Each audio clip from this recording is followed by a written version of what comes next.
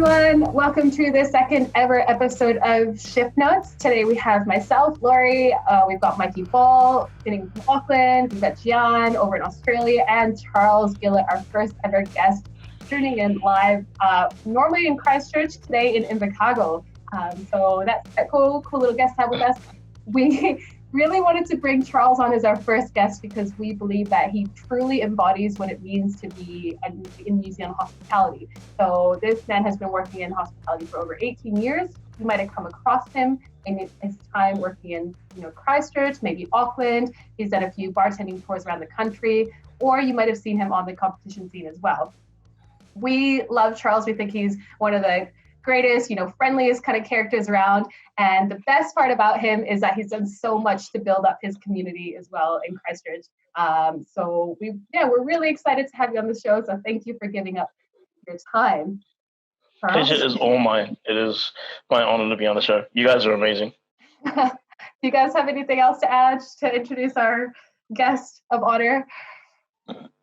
Yeah, I was very lucky to meet Charles, and many years ago now, and throughout that time we've shared a few drinks together, and it's been an amazing journey and quite inspiring as well to hear what he's been up to. Yeah. I mean, I'm lucky enough to I've worked in the same city as Charles a few times. We've also done some music stuff together, which is pretty awesome. But yeah, just definitely somebody that embodies that whole Hospo spirit. And he's the man of the O3. He's the king of the O3. So Charles, are you guys? Charles was super humble, so he'll probably be really embarrassed. But I think I remember meeting you when I was working a couple of shifts at 1885 as well. So that was a good time. That was my first introduction to the man that is Charles Gillet. Anyways, we are pretty much wanting to get you on the show today to talk a little bit about who you are, what you've done, and particularly because you have stayed very true to the city you're from as well. You've done a lot of work around rebuilding the community there, and I think there's a lot of cool, important lessons that you and experiences you could share with the rest of the industry too. So we probably should kick off and get you talking a little bit about yourself. So first question for you is, where did you start out in Hospo? Where was your first Hospo job?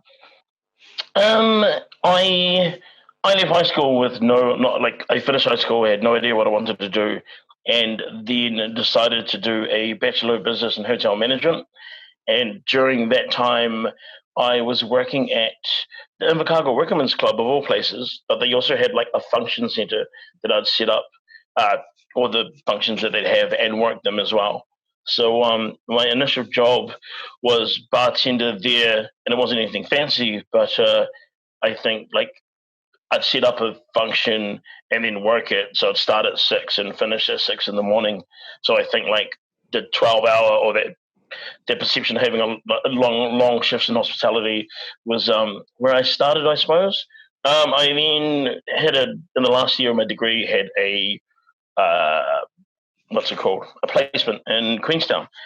And it was supposed to be for 6 months. I ended up staying there for 2 years, or I stayed there for a year and a bit until my tutor came through with the next first years for a field trip. And she was like, "Oh, you're going to come make a finish?" And I was like, "Oh, maybe." And then she gave me that death stare, "No, are you going to come make a finish?" I'm like, yes. And ended up finishing the degree. Went from Queenstown to Christchurch in around 2007. Done hotels, so I started in hotels when I left Invercargill, worked in nightclubs in Christchurch, and then ran a bar just before the quake, a couple of years before the quake. The big quake happened, went to Auckland, worked at 1885, and I suppose not long after it opened, in sort of its prime or its awesome time. Rugby World Cup was happening. It was an insane time for Auckland, New Zealand in general. Moved back down in 2014. So Christchurch, post sort of quake, and helped sort of just get the industry not necessarily back on its feet, but sort of help it grow a bit more. And I've been here ever since. Awesome. Yeah. Charlie, in that whole period, when do you think you made hospitality? Well, when do you think you decided that hospitality was going to be your career? It was a combination, I suppose, of when you do something for so long and become relatively good at it. Like in terms of, I think when I was in Queenstown, I seen chefs leave chefing jobs to be bartenders, and that intrigued me. So I was like, why would you do that in terms of the knowledge of flavors? Then they'd enter cocktail competitions. I'm like, that's epic. And that sort of started the cocktail love, I suppose.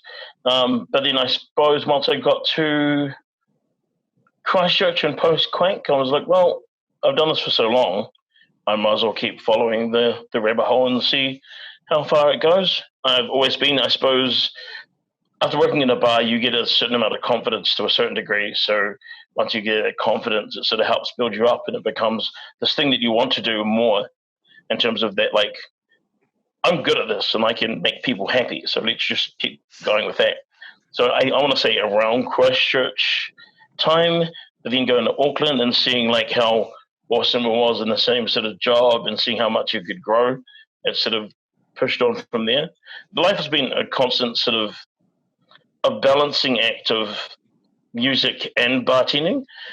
So in terms of like, for those that don't know, I MC, like, and I haven't actually MC'd in a while, but like the balance of being able to like MC and rap and do things with music people and then do bartending things, I think bartending won out just because that paid the rent quicker than doing music would without giving up everything else. But yeah, I suppose it got to a point where like I could keep going in this and be relatively good. I hope that answered the question. I'm not entirely sure if it did. Yeah, I think it's yeah, no, that's 100%. Yeah. I think that you're really good at making people happy if that's, you know, what your kind of switching point was. Building experiences. Yeah. I think so at work at the moment I've been hosting more than being behind the bar. So it's I work at the Last Word. It's a awesome whiskey cocktail lounge, and I think instead of being behind the bar and smashing out drinks, Alex is like, I want you on the floor, and my ability to tell hilarious stories or more borderline self-deprecation stories, but stories about what I may or may not do on a night out. That's usually a common theme. But it's enough to get people like, this guy's hilarious, I'll stay for another drink. And that sort of, it's nice to be able to run a floor on that sort of element and see people like have, not only create an atmosphere in that way, but also have a place where you're like, I could quite easily sit here and not think about going to the next place. Yeah, fair enough, man. Fair enough. Yeah, I mean, like I've been quite fortunate to have competed alongside you, and I think Mikey has as well, and probably Laurie. Not sure if you have or if you've gone to see Charles, but throughout your career as well as like your music, was there a moment, like a key moment that you're like quite proud of, like whether it was competitions or even it was just like an interaction that you had, like? Yeah, I think it's good. There's a couple of moments.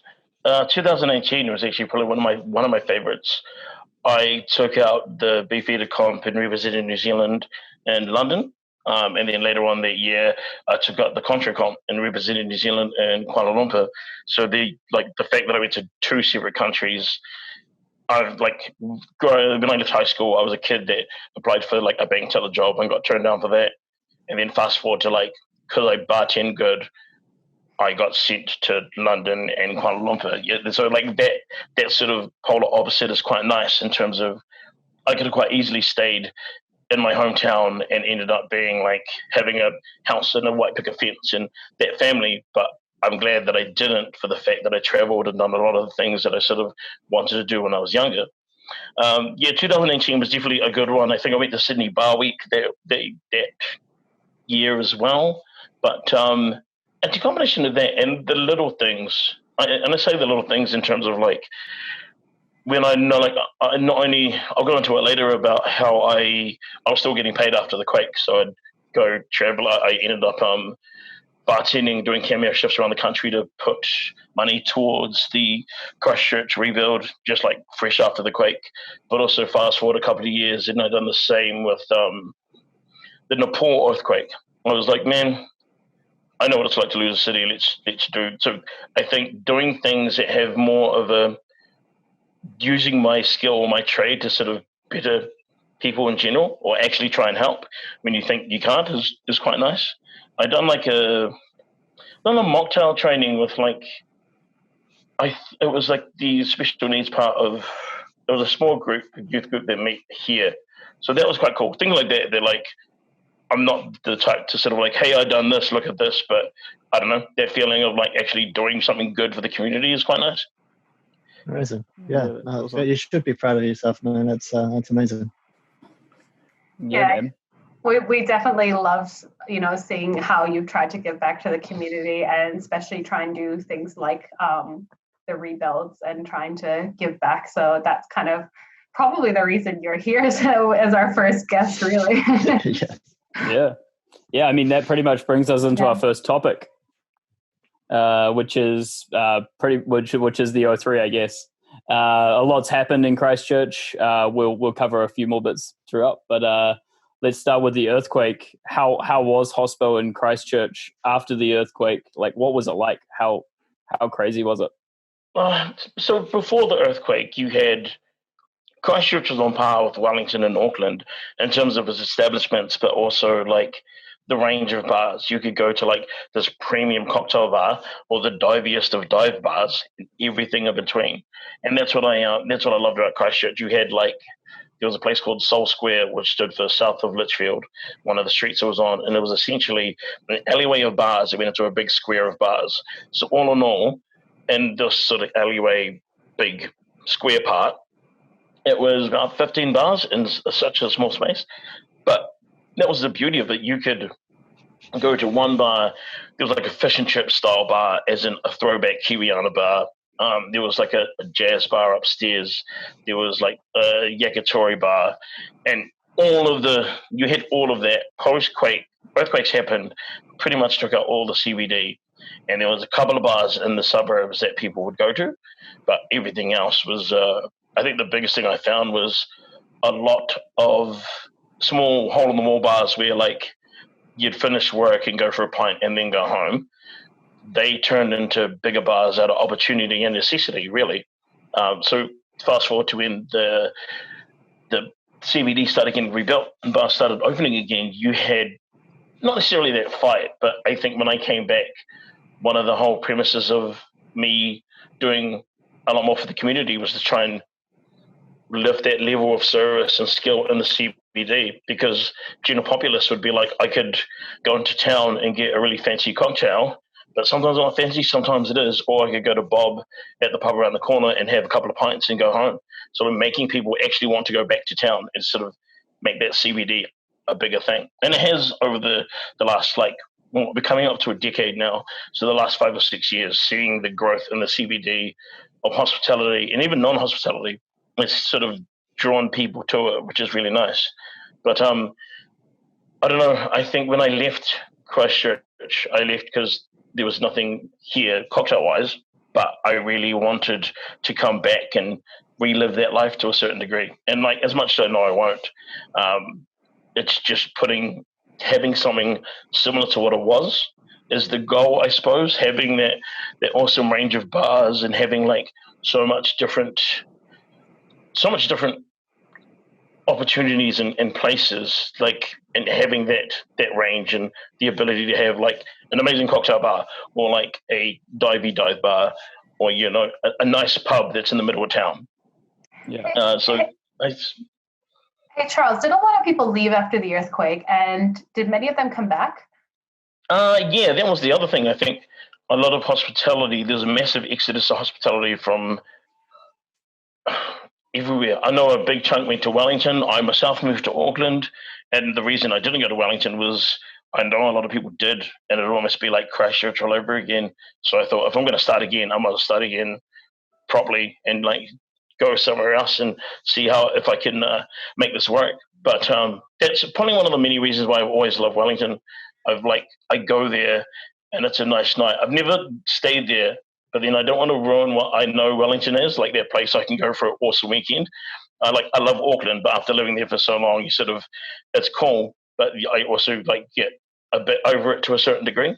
But Wellington is always amazing. But yeah, between Wellington and Auckland and then Australia, a lot of Hospo left to all three places. I suppose some came back, and I suppose COVID is probably another reason why, like the last sort of vestiges that left sort of came back recently.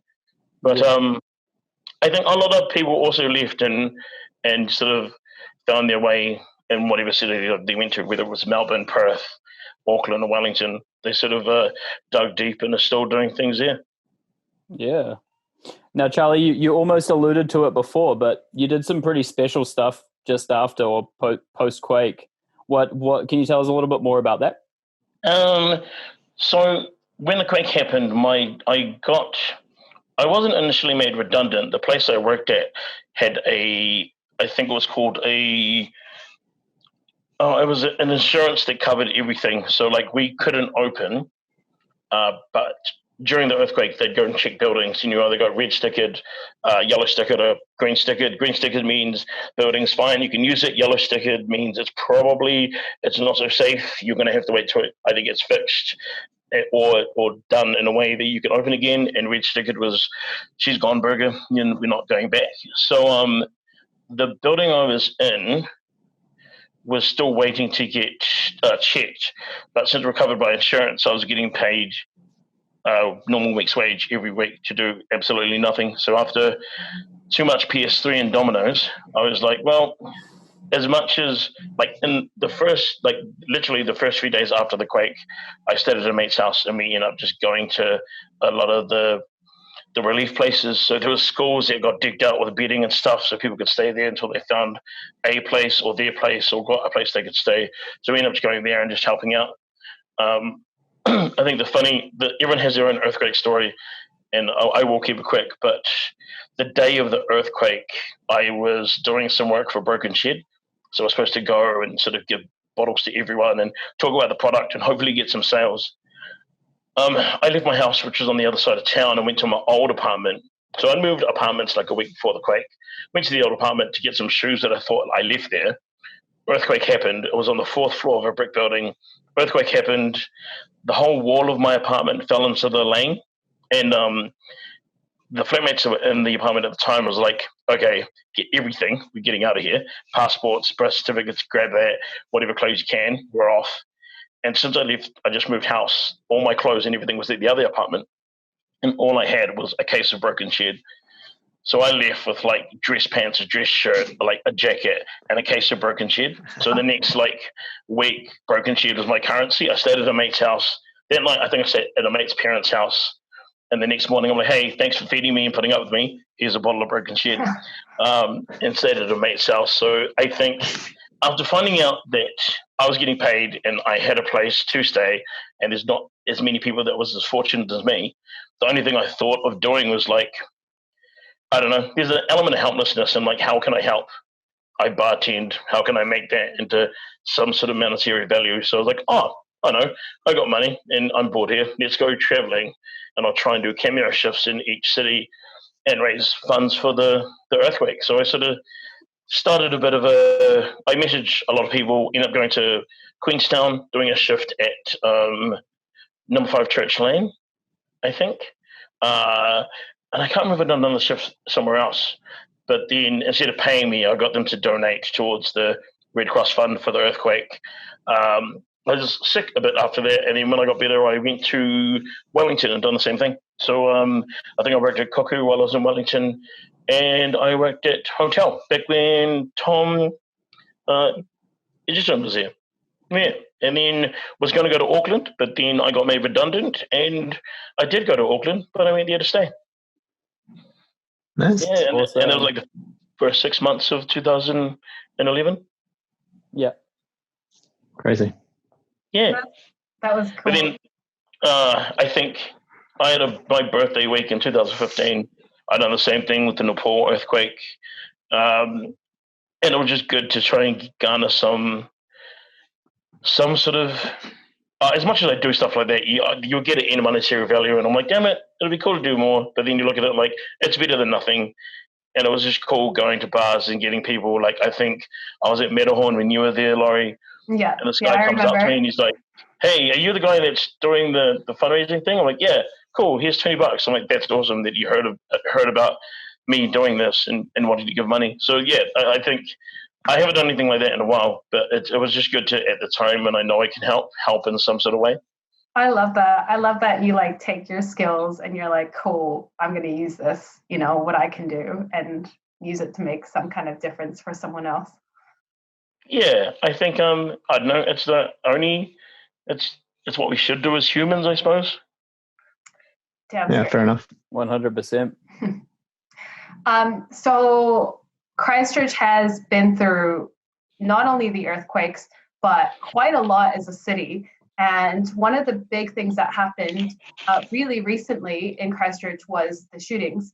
And I think it's maybe worth talking about this because, we see so much violence and anger overseas, but then having it happen here in New Zealand, that was pretty heartbreaking for the country as a whole.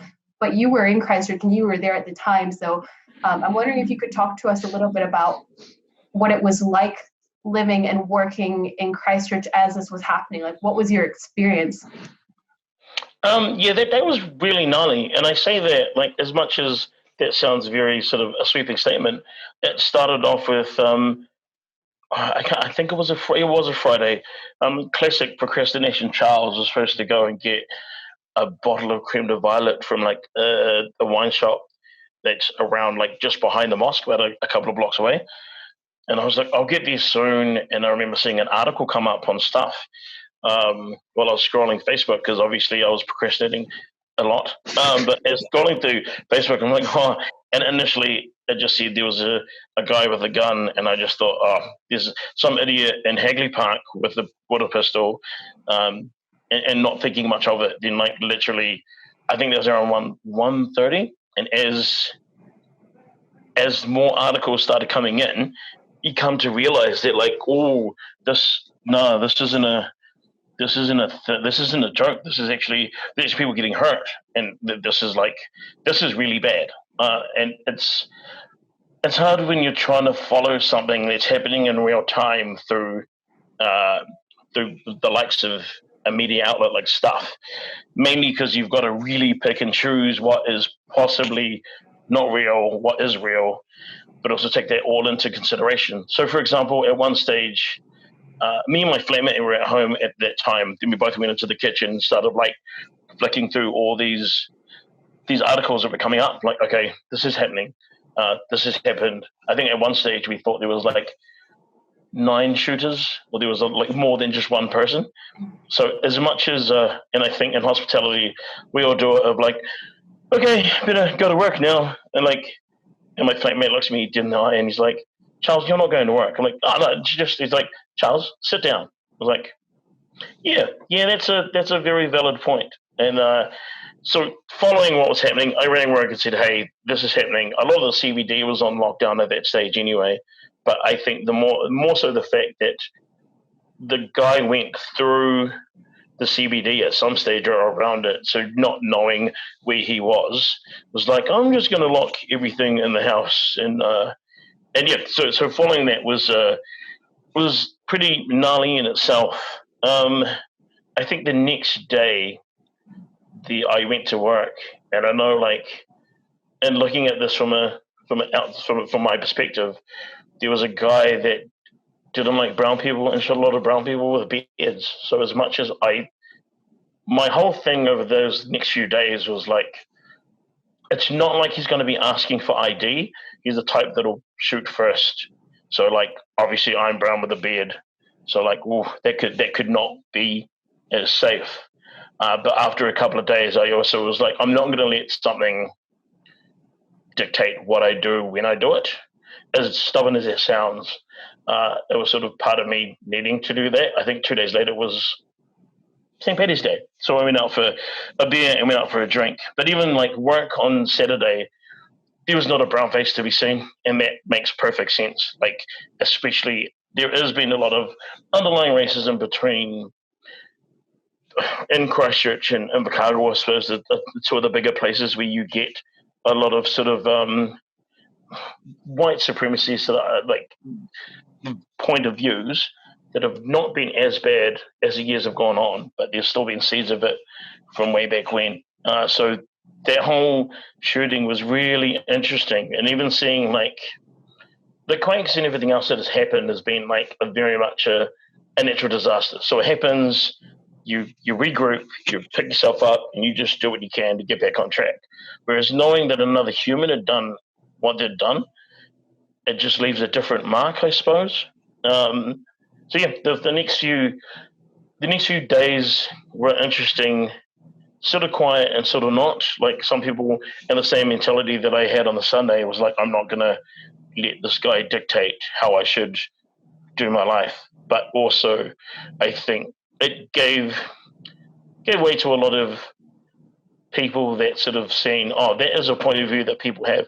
A prime example is like once upon a time you'd get a group of people that would say things that are racist and blatantly, and it'd always get brushed off as like, oh, that's just Bob and Terry being Bob and Terry.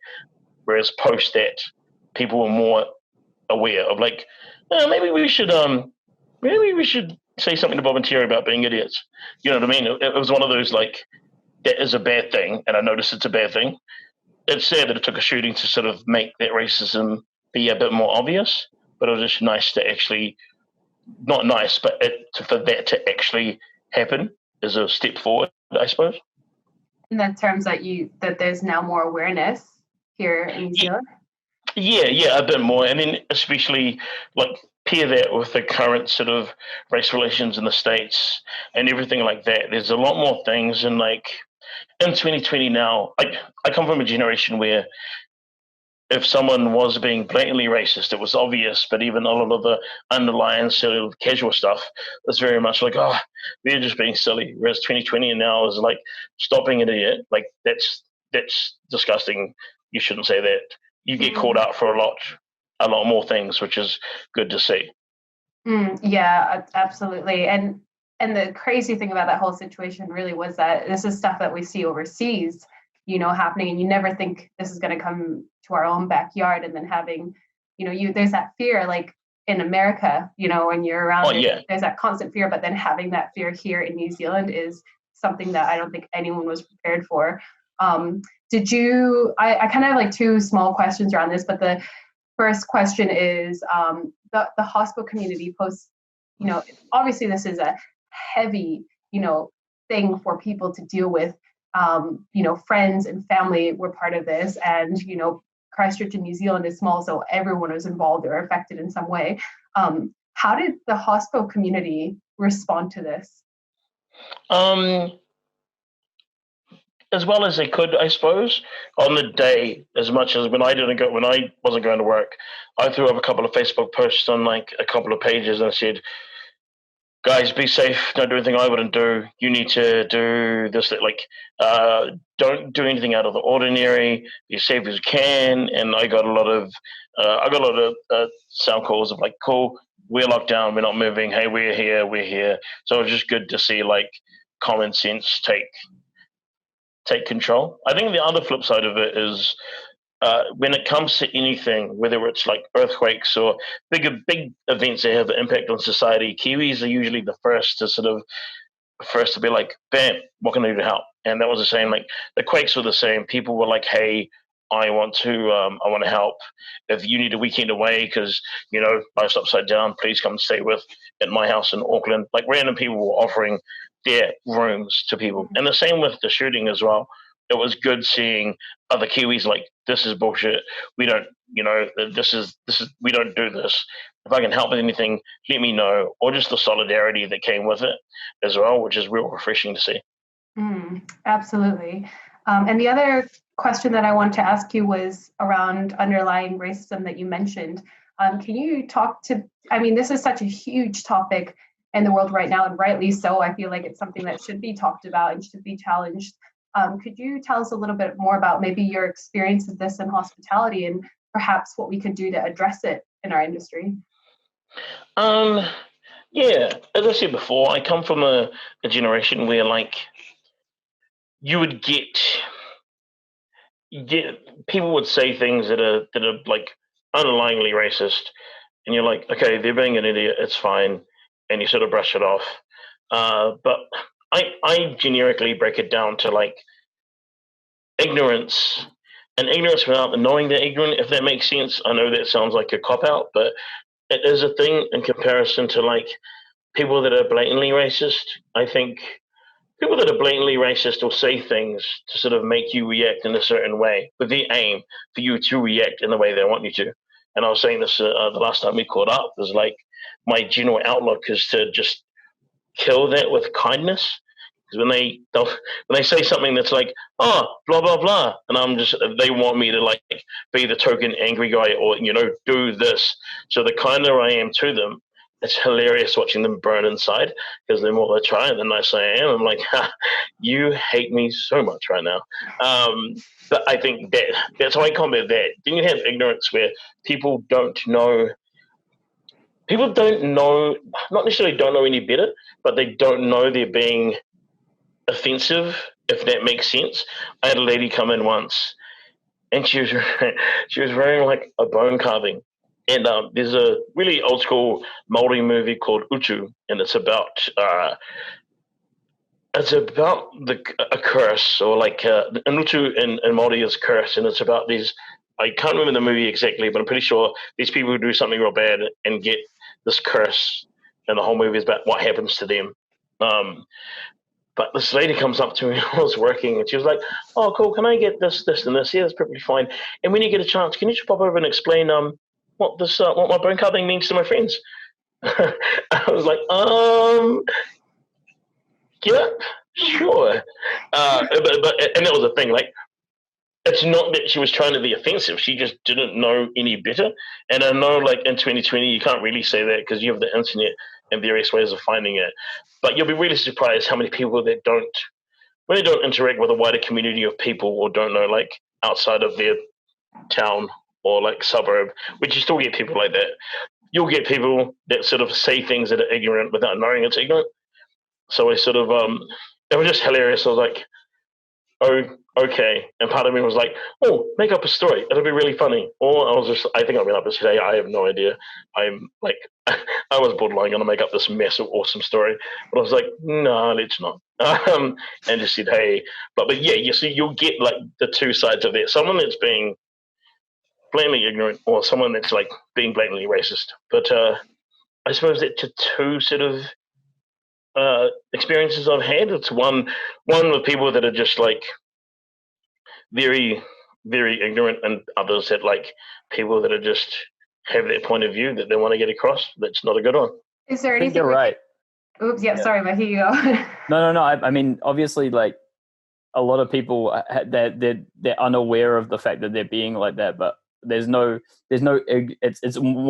ignorance. It's not maliceful. It's exactly. It's potentially accidental, and it's like, but I don't know any better, and it's such a terrible excuse. But on the whole, it's kind of like also think about how you say everything and how you. Oh yeah, definitely. Like there is people that, as I said, the other side of that is people that say everything with the intent of being racist and malice, and you're like, man, I can't be bothered with that. Whereas like, yeah. You get it from a lot of the older generation now that are sort of like, they'll say things, oh man, back when I was blah, blah, blah. I'm like, oh my God, you should not say that in public. Yeah, you get it a lot. Or like even relatives that are like, oh, they'll say things and I'm just like, oh, I'm going this way for a long time. Bye. Yeah, it is. But it's the ignorance. And that's the other thing is, in classic Kiwi sort of notion, once you're like, hey, that's really bad, and this means that, and that, like the look of like, oh, I am so sorry, I did not mean that, the intention was not that. So I think there's a lot of accidental like sort of racism, then there's like just blatant, I want to try and make a scene. What do you think, like, for anyone who's trying to address this, or I guess change things, is there anything you would suggest for anyone in hospitality who is looking to address racism in the workplace? Like, I think hospitality makes you get an armor of thick skin over the years of working in hospitality. It's part of the game. But on the same note, I think nowadays is something you should definitely address it, if not with the manager and with people that work with you. If you feel like you can, to the people in question. I had a lady, say to me, I dropped off some whiskeys, and like I don't know what she meant, and I think she just misworded it really weird. But she was like, "Oh, your dad missing you about firewater, right?" And I think I flipped it on her in a way that was like, "Oh no, my father was he didn't drink much. He drank to get business deals as an engineer, and he owned his first business in Chicago, and sort of like went on this massive educational tip to the point where like she was just like." I think she didn't want to give up, but she knew like the look on her face was like, "Whoa, I'm just gonna make my bed and like sleep in it now." I was just like, so I think I said it. I'm pretty sure I said it loud enough that like tables around her were just like, oh, this idiot. So like, there's a certain way you can deal with it within certain situations, but it depends on your confidence level. Regardless, tell someone you work with, or a manager, or a coworker, because you should not have to deal with that regardless. Mm-hmm. Yeah, no, that's fair. It's definitely something that doesn't get addressed a lot, is it? And it's a bit unfortunate that doesn't get talked about enough, because it is something that happens on a daily basis. And any case is worth talking about. All right, sorry. What I wanted to ask you about was COVID. Given sort of like what's been happening right now with the pandemic, and thankfully New Zealand being in a fortunate place of being open up again, how has the community reacted to it whilst the pandemic was happening, and now that we've opened up, like how is this sort of like feeling around the community? Social media was definitely a big thing. It was really cool seeing venues utilize that, but also venues that I wouldn't think would not necessarily not think that would utilize it, but that utilize it to its full potential. Whether it was posting videos of like, "Hey guys, we'll be back soon. Keep an eye out for us when we do this. This will happen," or just cocktail making at home. I think coming back into level 3, some places opened with the intention, like a lot of restaurant bars opened. A few bars open with like this pretense of doing food, which is hilarious, and like I'm not going to knock the hustle, so like that was cool. And then seeing everyone sort of into the swing of things at level 2, it was good. A few places have closed, unfortunately, and I'm not too sure. I'm pretty sure it's the same around Wellington, Auckland, but like winter's just a hard period for Hospo. So I think post, what are we now? We're a few weeks out of we're a couple of months out of lockdown, and we've been doing really well. For the middle of winter, it's still been really steady, and I've noticed there's a lot more people traveling from Auckland, Wellington for a weekend away, so that's helped a lot. I think the hardest thing that's in the back of my mind is I know at some stage that that the money's not going to be there, or like and the disposable income that everyone has maybe might not be as big. In my mind, if you're going to budget, the first thing you cut is booze. It's a lot easier to cut booze. I say that, but I don't do it. It's really funny. But also, like, as a general sort of, you will go out to have dinner because you can't be bothered cooking after a long night or long week on a Friday. Whereas, like, to go out for a drink, you could quite easily get booze and take home. So it's been really good seeing a lot of the populace in Canterbury have really just helped with the buy local. So as much as you don't get a lot of people come in, we're getting a new demographic of people come in. That's probably a better way of putting it. There's a lot of people that like come in maybe once in a blue moon. They're like, "Oh, I don't really like coming into the CBD," and now they're just like, "I'm exploring my city that I live in. This is really nice." So it is good to see that. I think once you made it through that hard sort of lockdown, and even the opening period was a bit touch and go. I think the funniest thing for myself was wearing actual clothes again. I was like, why can't I live in basketball shorts and track pants? Like this is all I want to do now. But also the muscle memory of working a 10 to 12 hour shift, of like your body's used to it, so you do it on a regular basis. That's fine. Having a month and a half off, and the first like 10-hour shift. I was like, why does everything hurt? Help me. Oh, so like once getting used to actually physically moving in their way again, it's a bit better. But it was just hilarious the first few days. Not just that, but even making drinks. I was behind the bar. I've been hosting for a while. When I was behind the bar on the Friday night, first Friday night that everyone was back, and I just remember like, cool, okay, coffee, and like, oh, cool, I'm keeping up with drinks. Charles, they're like 15 minutes late. Like, damn it! Oh, no. It was just like a fire. It was fire everywhere. But no, it is. I think it's good to see we can make it through winter the way it's going, and I seen in the news that hopefully opening up to the Cook Islands in terms of tourism and stuff. So if we can get a bit more sort of international trade, which is, don't get me wrong, it's going to be a push, but it's good seeing people traveling, I suppose, not just locals, but people from other cities coming through. So that's really cool.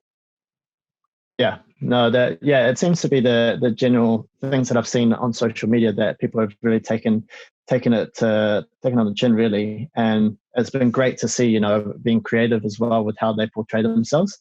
Do you think that people have really taken the chance and taken the challenges, and have they really stepped up to the plate, or do you reckon there's some things that you've seen that you could help, work things out? I really like the way that, as I said, a lot of the populace have been like, I'm going to help. I'm going to go out on a regular basis and just see like more and more people come out. I think we're all just taking what we can get at the moment. So I could say this, that, the next thing, but I think a lot of venues are doing what they're good at within their realm of their market and how they operate. But I think give it a month or so, and I think managers and a lot of venues, as much as they are now, I think need to buckle up on just utilizing time and resources and sort of like thinking a bit more wisely. Now that, like, as I said, the last few weeks have been awesome, but at some stage it's not going to be as good. So stretching out, like, understanding wage cost and how to juggle all of that, which is what we do through winter anyway. But I suppose it's not letting your guard down with all this build up of people. Like, it's been real good. So like, don't the next week if you start slipping, it could be very detrimental to the business. Yeah, cool. Nice. Thanks, man. Yeah. I have a really quick question. You mentioned that you're not used to having to wear clothes again. Are you wearing basketball shorts right now? No, actually, funnily enough, I was like, I had to look down. I'm like, no, that's right. I'm like, no, it's weird. Like my flatmate, one of my flatmates she does the digital. She does all of the design for the adverts and stuff. Graphic designer for Lone Star. That's the word. Good word, Charles. But she worked through lockdown, so it's hilarious. In the first week, she would get changed and sit and do like a Zoom interview and like full work sort of attire.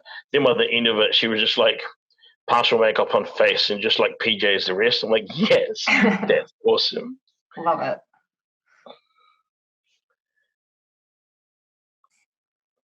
Yeah. Yep. Are you on, Mikey? I think you're on. Oh. pull up.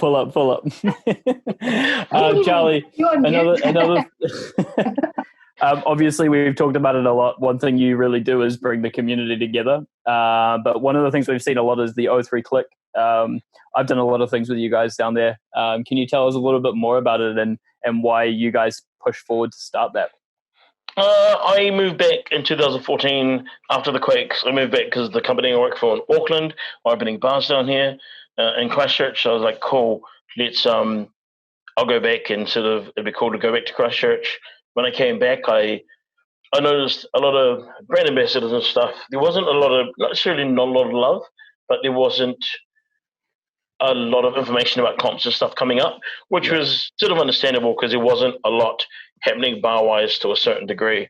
So when I came down and I'd get like the emails of like Bakata Legacy's coming up, or Beefeat is coming up, I started that page. So like I'll get these invites to the rest of the community.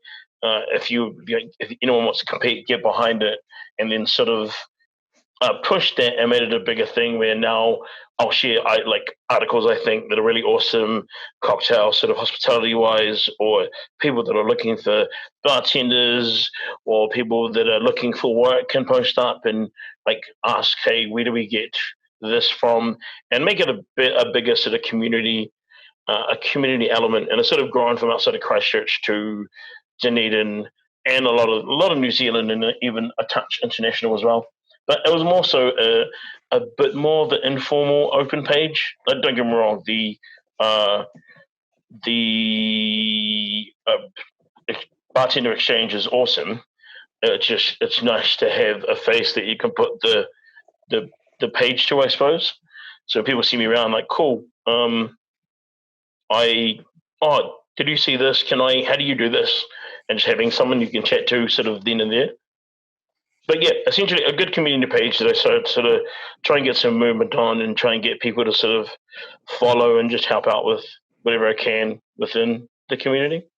I think it's nice. Yes, you've done a really good job, because there's a lot of I think all of us are part of that page, and we can see that there's a lot of community kind of chat, and I think that's really cool in Christchurch, and I think you should be really proud of the fact that you've kind of really driven this community feel in the bartending world down there, and that I really like. I think you're a huge driver behind the community there. So you should be super proud of that. And it's always hard with something like that to come across like real and organic. And I think the hardest thing, especially if you're trying to give people inspiration or you're trying to put the right things up, sometimes it can come across as trying to explain things or sell product, and you really want it to kind of come across like that. So I think it's been really cool to see. Yes, I think and generically, whether it's all about the delivery, how you do it. You can still, not that I blow my own horn, but I like to think I come across in a way that's like approachable, whether it's like that page or just generically. Like you could quite easily, I don't know, I've seen a lot of bartenders over my long career that have like massive egos, and that like deter a lot of younger bartenders. Like, oh, he sounds like a douche, I don't want to like. So I sort of bring that back and try and make it something that's like, hey, this is a thing. I can help you with a thing. If you need help, let me know, in a way that doesn't deter, the next generation coming through. Totally. And that's so important for, encouraging and supporting our community to grow, is to be supportive and help people up, and not just be about yourself. But the reason we want to talk about kind of Christchurch and a lot of your experiences and your challenges there is because the city itself and everyone who lives there in the hospitality community has already been through so many challenges in the last 10 years or so, and COVID has brought around this huge challenge now for the entire industry across the world. So we thought it'd be really interesting to talk to you, because you've lived through so many things already in this city, really hard things. And, I guess one of our questions to you would be, are there any pieces of advice you have for anyone who is going through a lot of challenging times right now, and maybe doesn't see the end of this, and what advice would you give to that person? And this is intriguing coming from an old hand like me, but work-life balance is quite key. Like, have something that you like outside of Hospo, and have something that you want to do to sort of help not burn out as quick, if that makes sense. Having that, like, have a day where you don't think about work or don't go to work, at least to help you recharge and sort of think about stuff outside of work. What was the other thing I was thinking of? It's not the most glamorous, like hours wise, it's not that glamorous, but I think all the cool things you do sort of make up for that. Having the ability to talk about things as well. I think over the last decade or so, from the quakes to like the shooting and everything else, there's a massive mental toll that they can take. So like when you think having someone you can sort of not necessarily offload, but like, hey man, can I have a chat? and having those chats. You sort of just need that to get stuff off your chest and to get it out, I suppose. I think there's always someone in any of your circles, regardless, that will always chat. Or like if you're watching this, I'm always down for a chat. But having the ability to sort of talk about that is always good. The work-life balance thing is I'm still, don't get me wrong, I'm still working on that, which post-COVID is actually a lot better. But yeah, having that work-life balance, like actually taking downtime from what you do, from that routine that you do of your like start to finish week, and just finding things that don't stress you. Like I love emceeing, and like the music side of me is what keeps my balance. Yeah, I suppose that, and it's not glamorous, but put enough work and it becomes a really cool thing. I'm coming from a kid that was like gonna be a bank teller to like, or trying to be a bank teller to like flying to a heap of different places. Like all my travel internationally has been through cocktail competitions, which is good. I haven't really say like I understand how it is on a bartender's wage. It's like, oh, I'm gonna go to Tails, and most bartenders like, one day when I sell all my things and get a second mortgage, I'll go to Tails. So like I understand that struggle, but work hard enough and you'll get there eventually. Yeah, I think it's showing that you've worked your ass off for it. And it's 18 years now you've been in the industry, mate? Stop swearing at me. Yeah, Mom. Hey, we're not too far behind you. Yeah, we're not too far behind you, bro. I have a feeling I'm just going to look like Shane Song one day. Like, I'll look like this until I'm like 69. Then I'll just look like the last boss in the video game.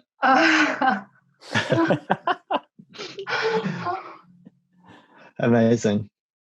That's pretty cool, man. Like, I just wanted to ask, kind of get your point of view, because this is something that I've shared with both Mikey and Laurie, and I think I've been quite fortunate to experience myself and to also see it in some different parts of the world. Since that hospitality is kind of like is genuinely viewed as one of the few industries that really accepts sort of everyone's sexuality, races, and genders. Do you feel that way?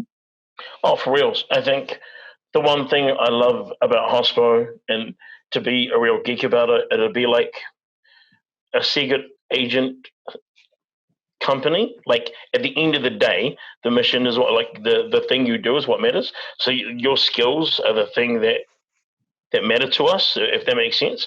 Regardless in any other background that you do, it's like if you can do your job good, then like you considered family. Do you know what I mean? I think the flip side of that is like in hospitality, we still have our own sort of subculture of various sort of like people, if that makes sense. I'm like, if you look at the movie Waiting, for example, it's like the person that's been there for 20 years, it's like, hi, how you doing? But an actual demon out the back. So like, as much as like we accept everything, we still have our own sort of subcultures to this industry. But no, it is. It's one of those things that like, especially traveling internationally, seeing like, man, that's real cool how like, regardless on like religion, sexual orientation, gender, it's all like, yo, you're hired to do this, can you do your job? That's awesome, thank you, high five, let's get it. Awesome. It's cool to hear that you have that positive kind of frame of mind, because I think we are lucky to work in an industry that generally, allows people of any background, shape, size, age, whatever, to get involved, which is cool. Just going to kind of wrap this up really quickly. I'm going to give you a couple of quick fire questions. So in one sentence, what would you say to anyone wanting to pursue a career in hospitality and maybe further themselves? What's your one piece of advice? What you put in is what you get. It's long hours, but like it's worth the hustle. Totally. Love it. A solid piece of wisdom. The second is there anything that you'd really like to see change in this industry?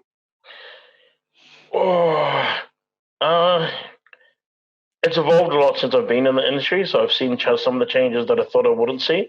At some stage, a living wage, a bit better amount of a living wage would be cool. And like I've been in the game long enough that I'm fine. But like people starting and getting like borderline minimum wage, if not under, then like seeing that actually like, no, let's make people want to do this.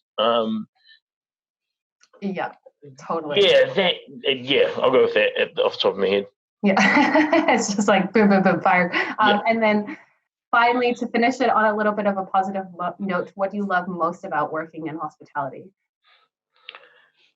Making people happy. I think throughout this, the common denominator is just like the ability to make people happy, whether it's like my bear banter, my relatively good tasting drinks, or just like drinking with Charles in a very responsible way, obviously. But having like, it's the ability to sort of hang and kick it with people in a way that's like you get to know them better, but also just making people happy. Seeing a smile on their face, like, ha, yes, I got that one. Aw, that's so cute. That's all right. Awesome. Do you guys have any other final questions before I wrap this up? No, I mean, man, thank you so much. It's been awesome. The fact we could chat for hours. We've kept it within an hour. It's amazing. Oh my god. No, thank you guys. That was awesome. I think yeah, just it was cool actually talking about what I've done. As you guys stated before, I'm not much of a blow my own horn person, but also when you say it out loud, you're like, oh yeah, that's right. I did do that, and yeah, that did happen. I think on a note about how accepting hospitality is, I think the other cool flip side of that is we're also one of the few like first people to call something out.